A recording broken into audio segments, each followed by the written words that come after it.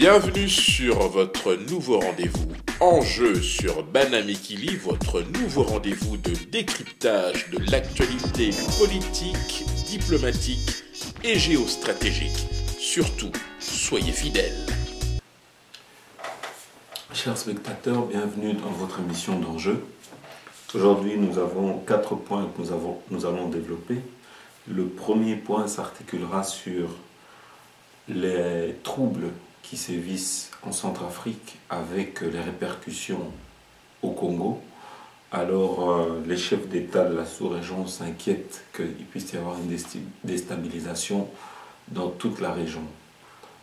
L'inquiétude des Nations Unies qui est inquiet par rapport à l'infiltration de l'armée Séléka, enfin les Balaka, les anti-Balaka qui sont rentrés dans le Congo. Donc, il y a un risque potentiel de déstabilisation de la sous-région.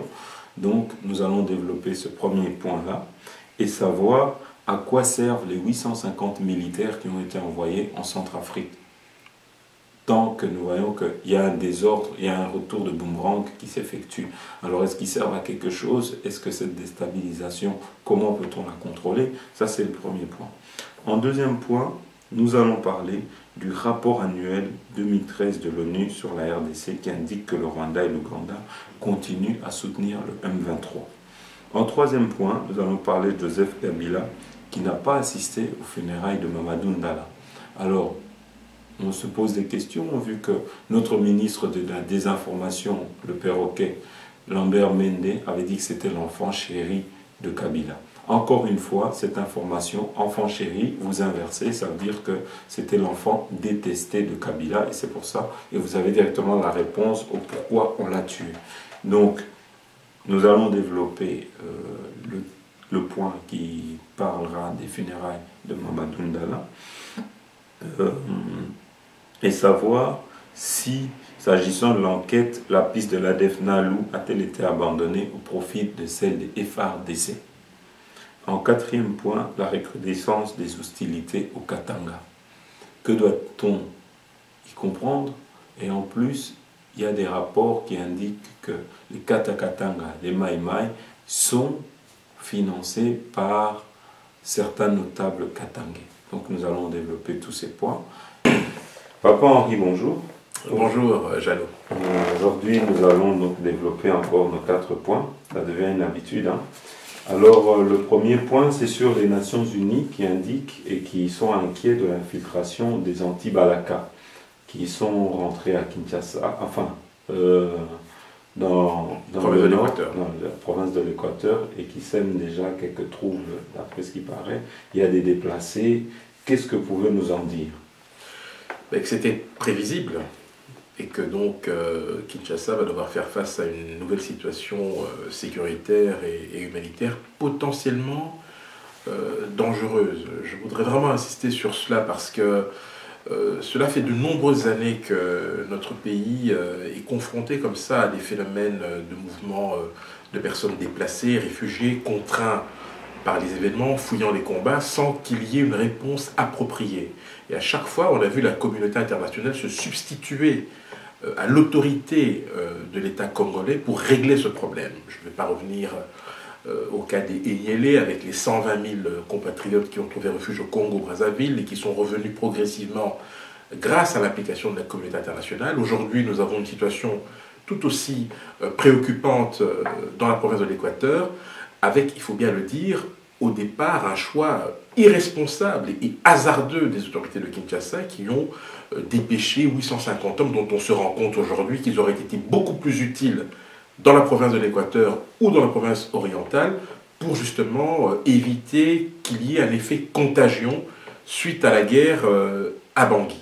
Et ils ont été mis dans la MISCA en fait, donc ils sont à Bangui même. Oui, alors je l'ai dit, je l'ai répété, la RDC est membre de la CEAC, la Communauté économique des États d'Afrique centrale, et à ce titre membre de l'ancienne FOMAC, Force de maintien de la paix d'Afrique centrale, qui a été transformée en MISCA il y a de cela quelques mois. Et donc Kinshasa a voulu répondre à un appel qui lui a été lancé par l'Union africaine et les Nations Unies. Dans un esprit de compétition avec le Rwanda. Oui, d'autant que la ministre des Affaires étrangères Madame Bishikwabo a annoncé hier que 800 hommes de troupes rwandais se rendraient dans les 10 jours à Bangui. Et donc on voit très bien qu'il s'agissait d'être dans une sorte de compétition à la fois stérile et inutile, en tout cas pour ce qui est de Kinshasa, alors que l'on voit les effets dévastateurs de l'insécurité dans la partie nord de notre pays. Et je voudrais insister sur le fait que pour l'instant, on focalise sur la province de l'Équateur suite au conflit centrafricain, mais nous avons également le conflit au Soudan du Sud, qui lui aussi est porteur de germes de conflit dans la province orientale. Mais est-ce que les autorités congolaises ont les moyens de faire face pour éviter... quels moyens ils ont de prévention pour éviter ils n'ont qu'un moyen, ils n'ont pas une déstabilisation. Ils n'ont qu'un moyen. Regardez ce qui s'est passé le 30 décembre à Kinshasa, à Lubumbashi. On a eu le sentiment que les autorités étaient débordées. Ils n'ont même pas été capables d'anticiper. Alors comment voulez-vous qu'ils anticipent sur ce qui se fait déjà? 50 000 réfugiés centrafricains. Comment allez-vous contenir ce flux? Expliquez-moi, moi je veux bien. Vous me posez une question, moi je vous la repose. Non, les autorités ne sont pas prêtes. Mais en même temps, si on devait revenir à la situation du 30, oui. Nous voyons bien que c'est une vraie mascarade, que ce qui s'est passé de l'intérieur. Il est évident que certaines personnes de la hiérarchie gouvernementale n'étaient pas au courant, mais on voit bien aussi que... Ça c'est officiel, hein. Ils l'ont dit en commission sénatoriale, à une question de Modeste Mutinga, le ministre de l'Intérieur et de la Défense ont reconnu qu'ils étaient informés de l'imminence d'une action, mais qu'ils n'ont rien fait. Enfin, voilà, ça c'est leur responsabilité. Je ne fais que reprendre le verbatim de la séance qui a eu lieu en commission sénatoriale à Kinshasa, donc il y a 2 jours. Et en ouvrant comme cette petite parenthèse, j'aimerais revenir sur le cas du ministre de la désinformation, comme j'aimerais l'appeler maintenant. Il a sorti plusieurs choses, mais il y a plusieurs erreurs dans ses sorties médiatiques. Et je crois qu'on peut peut-être les décortiquer un petit peu. Ils ont présenté que les adeptes de Mukungubila étaient armés, mais on n'a jamais vu armés de machettes, d'armes traditionnelles. Or, dans toutes les images qu'ils ont présentées, il n'y a jamais eu d'armes traditionnelles présentées. Un État qui se respecte ne peut pas se permettre de prêter le flanc à la critique pour qu'on puisse le considérer comme incapable d'assurer la sécurité de ses concitoyens ou de rétablir son autorité. À partir de là, il ne vous reste plus que 2 ou 3 possibilités. La première, c'est travestir la vérité. La deuxième, c'est bien évidemment exagérer les faits. Et la troisième, évidemment, c'est la désinformation. Je crois que là, nous avons été servis, hein, et plutôt 2 fois qu'une. Quand vous voyez même la communication gouvernementale au sujet de l'assassinat de Mamadou Ndala, c'est encore plus dramatique. Parce qu'ils reviennent carrément sur ce que eux-mêmes. Et d'ailleurs, vous voyez vraiment. On est passé de l'ADF Nalou au FRDC. Et puis c'est officiel. Hein. Mais vous imaginez qu'ils nous ont même présenté une bande tournée très claire. On dirait qu'ils étaient dans un tournage de film qui est bien présenté. Donc, scénarisé. Nous voyons maintenant que nous avons en fait un gouvernement qui s'emploie à manipuler l'information. Mais je ne crois pas que ça commence d'aujourd'hui. Mais qu'est-ce que vous pouvez en dire? Non, mais je pense honnêtement qu'un seuil a été franchi à la faveur des événements malheureux du 30 décembre dernier et de l'assassinat de Mamadou Ndala. C'est-à-dire que cette fois-ci, la manipulation se fait au vu et au su de tout le monde. En d'autres termes, plus c'est gros, plus ça passe. Je n'ai pas d'explication, mais je pense qu'il y a une sorte de fébrilité, de fuite en avant, qui fait qu'on assiste peut-être au niveau gouvernemental et peut-être voire plus haut à une perte progressive de repères et de prise avec la réalité. C'est ma théorie. Alors, j'ai 2 points. Il y a des sources qui font état qu'en fait, les soi-disant adeptes de Mukungubila, c'est en fait des Kuluna qu'on a été prendre en prison, à qui on a revêti des t-shirts, et qu'on aurait en fait mis dans la rue et on les aurait abattus. Et donc je ne sais pas si vous avez aussi entendu cette Non, mais version, bon, hein. ça fait partie des légendes urbaines, hein. Mais malheureusement, on sait qu'aujourd'hui, les rumeurs, certaines d'entre elles, et fort heureusement, hein, sont vérifiées. Donc, heureusement que c'est une minorité de rumeurs. Mais là, on est vraiment dans une effroyable machination qui aurait été orchestrée. Mais bon, n'ayant pas d'éléments à ce sujet, je ne pourrais pas m'avancer davantage là-dessus, mais sachez qu'au Congo, tout est possible. D'accord. Donc je reviendrai parce que j'ai perdu de vue la deuxième question que j'avais. Le rapport annuel de 2013 de l'ONU sur la RDC indique que le Rwanda et l'Ouganda continuent à soutenir le M23 en dépit de la fin des hostilités et de la signature de déclaration de Nairobi. Quel est l'agenda de Kampala et Kigali selon vous? Ben, c'est le même agenda depuis 18 mois, c'est le même agenda depuis 2002, 2007, 2009. C'est maintenir un foyer d'instabilité à l'est de la RDC, puisque toute stabilisation de la partie orientale contrarie les ambitions hégémoniques de ces deux pays. Donc il est important qu'il y ait en permanence des problèmes dans cette partie-là. Étendre leur zone d'influence et leur espace vital en prétextant bien évidemment des menaces. Pour ce qui est du Rwanda, on connaît la chanson, c'est les FDLR. Même lorsque les opérations conjointes sont mises en œuvre, c'est le cas d'Umoja Wetu entre janvier et février 2009, on voit très bien que le résultat n'est pas du tout à la hauteur de l'espérance de ceux qui l'ont initié. Et puis on voit très bien, même du côté de l'Ouganda, qu'ils ne peuvent pas se satisfaire d'une traque des ZDF-NALU. Puisqu'aujourd'hui, on a l'impression que l'ADF-NALU est plus une menace contre la RDC que contre l'Ouganda. Et donc, pour faire bonne mesure, il est important, dans cette sorte de flou qui est entretenu, je rappelle qu'entre le 12 décembre 2013, date de la signature des fameuses déclarations de Nairobi, et aujourd'hui, il y a eu 3 événements majeurs. Les affrontements de Kinshasa, Lubumbashi, Kindu-Kolwezi le 30 décembre, l'assassinat de Mamadou Ndala, bien sûr, et puis il y a eu l'assassinat de l'ancien chef des renseignements militaires de Kagame, Patrick Karegeya, à Johannesburg. Et donc, ça vous montre bien que on a passé en pertes et profits d'autres problèmes tout aussi importants. Par exemple, on a des éléments résiduels du M23 qui sont réfugiés dans ces deux pays, Rwanda et Ouganda, et dont on peut raisonnablement penser qu'ils sont progressivement réinjectés sur le sol congolais pour entretenir, je dirais, l'instabilité. Et donc, il n'y a rien d'étonnant. Ce rapport, on peut peut-être déplorer le fait que c'est un rapport de plus qui va certainement retrouver les rapports antérieurs dans un tiroir à New York ou Washington. Et donc cela fondamentalement ne changera absolument rien, puisque tous ces rapports, même les précédents, n'ont jamais débouché sur la moindre sanction vis-à-vis de ces deux pays.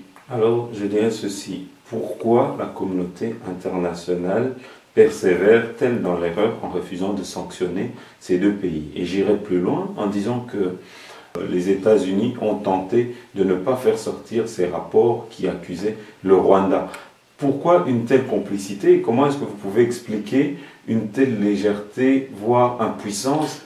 Alors, on peut effectivement s'interroger sur cette pratique récurrente de certains pays membres de la communauté internationale, au premier rang desquels, bien évidemment, les États-Unis. On peut aussi déplorer le fait que, par la position qu'il occupe, au Conseil de sécurité, je rappelle que le Rwanda siège en qualité de membre non permanent au Conseil de sécurité depuis le 1er janvier 2013 et qu'il quittera en fait le Conseil de sécurité le 31 décembre de cette année. Hein. Et voilà. Juste une parenthèse, oui. J'ai jamais compris pourquoi le Congo n'avait pas, parce qu'il y avait personne qui n'avait pas aussi posé sa candidature. On va y revenir. Okay. Mais donc, lorsque un pays siège au Conseil de sécurité, même en qualité de membre non permanent, il est rare que ce pays soit sanctionné ou condamné dans l'hypothèse où un rapport onusien attesterait de sa responsabilité. On est encore dans la courtoisie dite diplomatique. Mais même avant que le Rwanda ne soit élu pour pouvoir siéger au Conseil de sécurité, il faut dire à l'inverse que Kinshasa n'a pas déployé l'activisme diplomatique dont on était en droit d'attendre pour pouvoir faire prévaloir son point de vue. On a plutôt eu l'impression que Kinshasa voulait chaque fois ménager la chèvre et le chou, comme s'il ne voulait pas entamer ses relations avec le Rwanda. Et peut-être aussi rappeler que c'est en janvier 2012 que l'Union africaine s'est réunie à Addis Abeba pour justement désigner le pays qui, dans la zone géographique qui était concernée, devait siéger au Conseil de sécurité. Il s'est trouvé que pour la partie Afrique centrale et Grands Lacs, il n'y avait que le Rwanda qui avait posé sa candidature. Je rappelle que le Congo, le Zaïre d'hier, siégeait en qualité de membre non permanent en 1990. C'est d'ailleurs le Congo qui présidait le Conseil de sécurité lorsque la décision d'intervenir militairement en Irak a été prise. Et donc il y a eu une défaillance diplomatique à ce niveau-là. De la même manière, Kinshasa n'a pas toujours répondu présent aux demandes de la communauté internationale de lui apporter des éléments tangibles permettant d'incriminer encore plus le Rwanda. Alors je vous passe l'épisode où James Kabarebe dit que des éléments des troupes spéciales rwandaises étaient au Congo depuis 2-3 ans. Vous ne pouvez pas dire que le Rwanda vous envahit et dans le même temps on découvre que vous abritez ou vous permettez à des troupes d'élite de ce pays de sécuriser la partie de Rutshuru. Donc il y a eu beaucoup de contradictions dans la diplomatie congolaise, dans le discours officiel, qui font que les revendications du pays n'ont pas toujours été prises au sérieux. Mais je peux dire que ce flou ne pouvait que persister dans ce sens-là, étant donné que c'est tout à fait normal, dès le moment où ni la société civile ni l'opposition n'assistent ni ne participent aux négociations qui se sont déroulées à Kampala et qui s'est déroulées ailleurs. Ça veut dire que le gouvernement négocie seul et on ne sait pas qu'est-ce qu'il négocie. Et souvent, quand on regarde, il y a des contradictions entre l'armée, le gouvernement, et donc il y a une cacophonie qui fait que personne ne s'y retrouve et même les ordres sont contredits. Et donc on se retrouve à un moment dans une manipulation, dans une sorte de trahison où personne ne comprend rien. Et je crois que la faute est que il négocie seul et on ne sait pas en fait à quoi est-ce que M. Kabila engage le pays. Et je crois que c'est l'un des problèmes. Il faut dire les choses telles qu'elles sont. Aujourd'hui, dans la gouvernance congolaise et par rapport à la situation sécuritaire, notamment de l'Est, il y a une répartition des rôles tacite. Vous avez un gouvernement avec M. Matata qui, lui, ne s'occupe pas des questions militaires. Lui, c'est les indicateurs macroéconomiques, c'est le taux de croissance, le taux de change, les déficits, la promotion des investissements et la création d'un climat favorable aux affaires. Et puis vous avez les questions militaires qui, elles, sont gérées à la présidence de la République ou par le Conseil supérieur de la défense. Et puis vous avez à côté de ça un porte-parole du gouvernement qui, lui, dit ce qu'on lui dit de dire.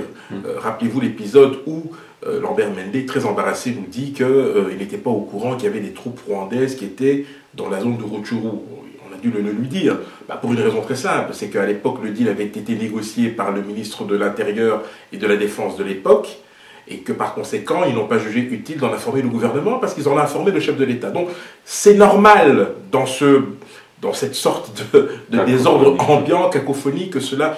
Et au final, vous avez la position de la RDC qui s'affaiblit sur la scène diplomatique. Comment s'en étonner? Et le Rwanda et l'Ouganda l'ont très bien compris, ils s'engouffrent dans cette brèche-là, parce qu'ils savent au final que le plus important aux yeux de la communauté internationale, ce n'est pas de sanctionner le Rwanda ou l'Ouganda pour soutien à la rébellion, mais que la partie orientale du pays soit stabilisée, même à la faveur de déclarations dont nous savons aujourd'hui qu'elles ne valent strictement rien, et qu'elle n'engage que ceux qui ont bien voulu. Nous passons au troisième point. Joseph Kabila, qui n'a pas assisté aux funérailles de Mamadou Ndala. La première question, ça serait quelles en sont les raisons? Et en deuxième sous-question, je dirais l'assassinat du colonel ouvre-t-il une brèche dans le dispositif sécuritaire congolais? Et donc, je reviens et je vous rappelle que le ministre de la Désinformation a parlé en disant que M. Mamadou Ndala était l'enfant chéri de Joseph Kabila. Je m'étonne d'une chose, l'enfant chéri n'a jamais été élevé dans ses grades, de son vivant en tout cas, juste à titre posthume, n'a jamais eu aucune faveur du président de la République. Au contraire, nous voyons que même quand il remportait des victoires, on avait tenté de le rappeler à Kinshasa pour que il puisse cesser ses victoires et ses percées sur le M23. Alors, qu'est-ce que vous pouvez nous dire par rapport à ça? Et surtout que M. Lambert Mende nous dit que c'est l'enfant chéri de Kabila. Je me demande en quoi il était chéri. Bon, moi j'ai déjà compris que quand M. Mende dit une parole, il faut inverser pour avoir la vérité. Qu'est-ce que vous pouvez en dire? D'abord, ce que je peux vous dire, c'est que lorsqu'un homme, aussi valeureux soit-il, décède, c'est là qu'entrent en scène les hypocrites, puisque au temps du vivant, de son vivant, cet homme avait été vilipendé, combattu par sa propre hiérarchie, autant subitement il devient le héros national à la faveur d'un décès aussi brutal et violent soit-il.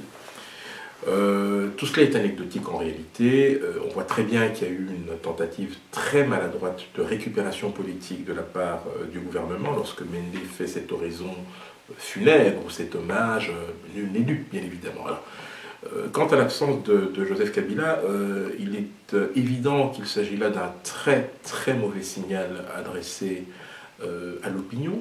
Je vous rappelle quand même qu'au plus fort de la guerre, on n'a pas vu Joseph Kabila au front. Il est allé faire sa tournée de l'Est au moment où il y avait un semblant d'accalmie. Donc ce décalage permanent entre des objectifs que l'on s'assigne de rétablir l'ordre et la sécurité et cet impératif d'aller, j'allais dire, au chevet des populations martyrisées, je dirais qu'il y a, c'est vraiment deux choses qui n'ont jamais été menées de front. De la même manière, l'enfant chéri dont on parle aujourd'hui est celui qui, à un moment donné, avait la possibilité de renvoyer cette rébellion d'où elle venait, mais on l'en a empêché. Juste une anecdote, le 26 février 2013, au moment où deux factions rivales du M23 s'affrontent, les pro-Ntaganda et les pro-Lunkunda s'affrontent, le M23 libère d'une certaine façon certaines positions qu'elle occupait dans le secteur de Rutshuru. Et à ce moment-là, qu'est-ce qui se passe? Les FRDC récupèrent ces positions, sauf qu'elles ne les occuperont que pendant 12 heures, plus ou moins, puisqu'une étrange instruction venant de la hiérarchie militaire demandera donc à ces troupes des FRDC de restituer ces positions au M23, à l'ennemi. Bon, vous savez, moi je n'ai pas d'exemple plus édifiant où l'on peut réellement relativiser la loyauté de ceux qui nous dirigent et de ceux qui prétendent aujourd'hui que Mamadou était l'enfant chéri de Joseph Kabila. Donc tout cela n'est pas très sérieux, tout cela relève de l'anecdote. Je pense que l'opinion se forgera sa propre idée sur tout ceci. Voilà. Et encore plus bizarre, au lieu qu'il soit enterré dans ses propres terres, là où il est né, et là où il a combattu, là où il a servi la population, on le renvoie à Kinshasa. Et d'autres sources nous font état qu'en fait, c'était pour qu'il n'y ait pas de traces et de preuves. Donc on a voulu ramener à Kinshasa parce que, voilà, à Goma, il y aurait des preuves qui... Enfin... il y a beaucoup de choses qui ont été dites, évidemment. Donc là aussi, bon, il faut que nous soyons, je dirais, mesurés, voire prudents. Mais il est évident que le transfert de la dépouille de feu colonel Mamadou Ndala pose question. D'abord, ça a été fait très rapidement. Aujourd'hui, on sait que la thèse officielle a changé du tout au tout. Dès que de nouvelles révélations apparaissent, le gouvernement donne l'impression de vouloir ajuster sa thèse.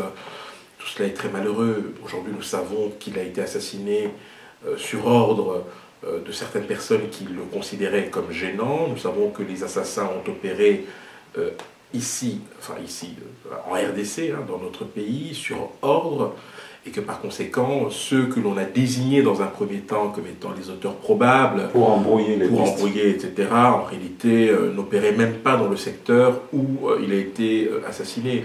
Tout cela cache très mal un certain embarras, et je suis passablement amusé par les efforts que déploie la communication gouvernementale pour essayer de nous prouver le contraire.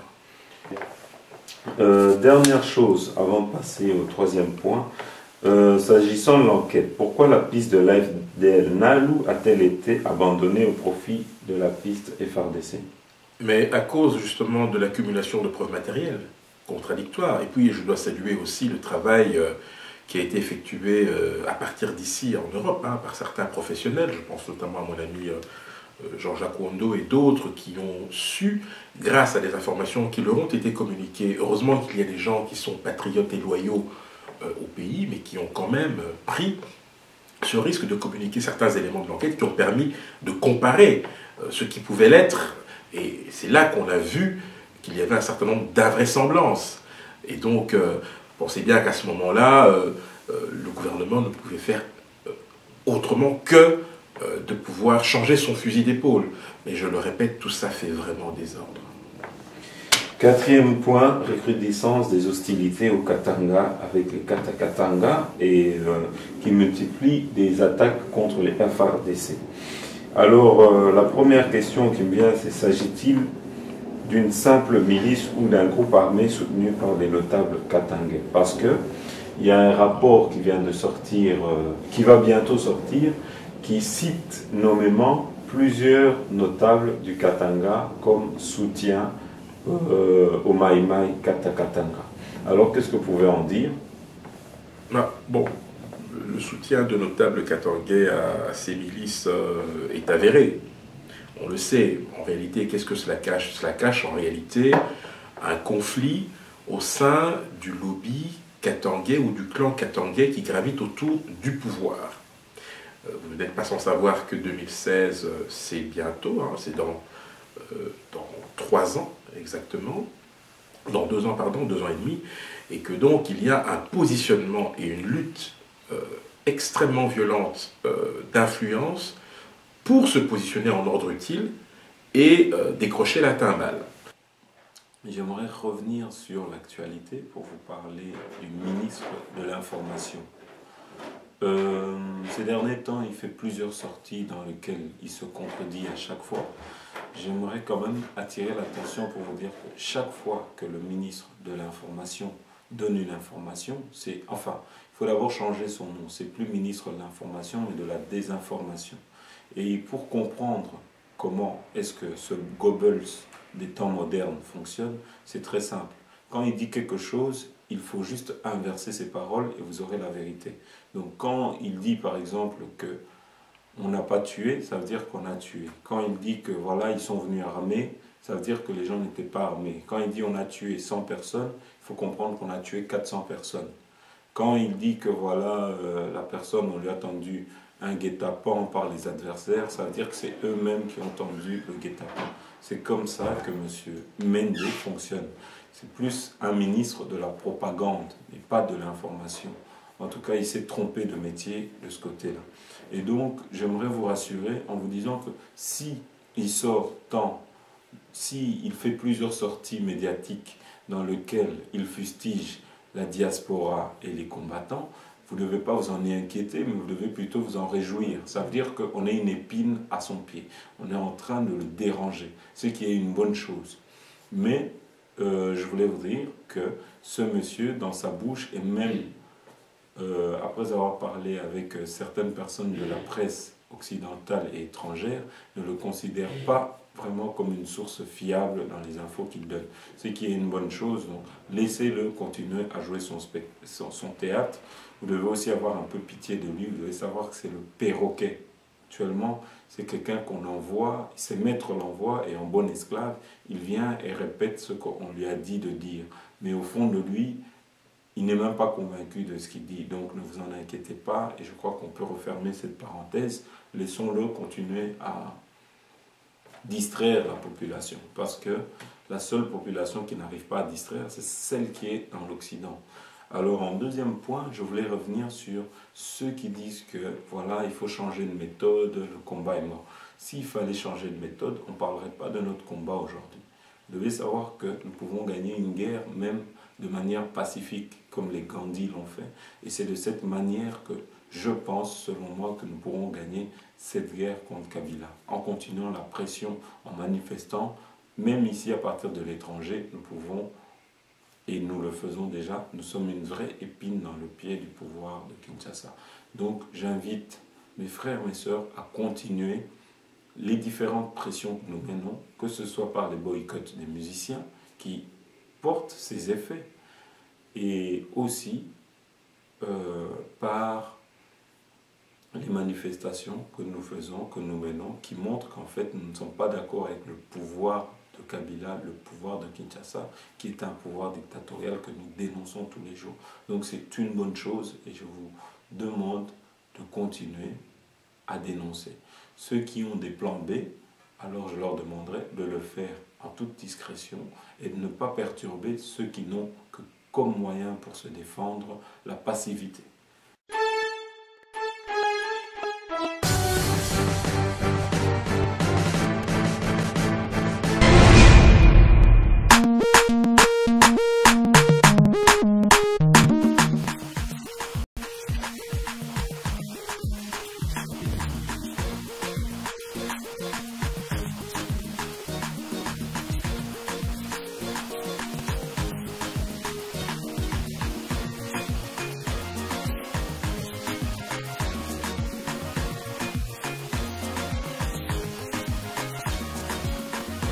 Personally, personally.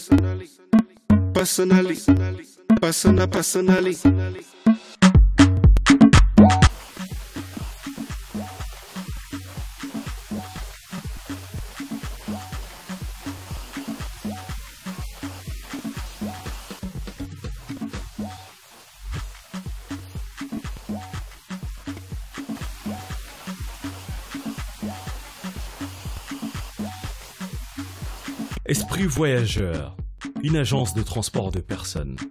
Esprit Voyageur pour tous vos déplacements professionnels, personnels, seuls ou en famille, avec des horaires précis. Esprit Voyageur est là pour vous servir. Esprit Voyageur, partons ensemble.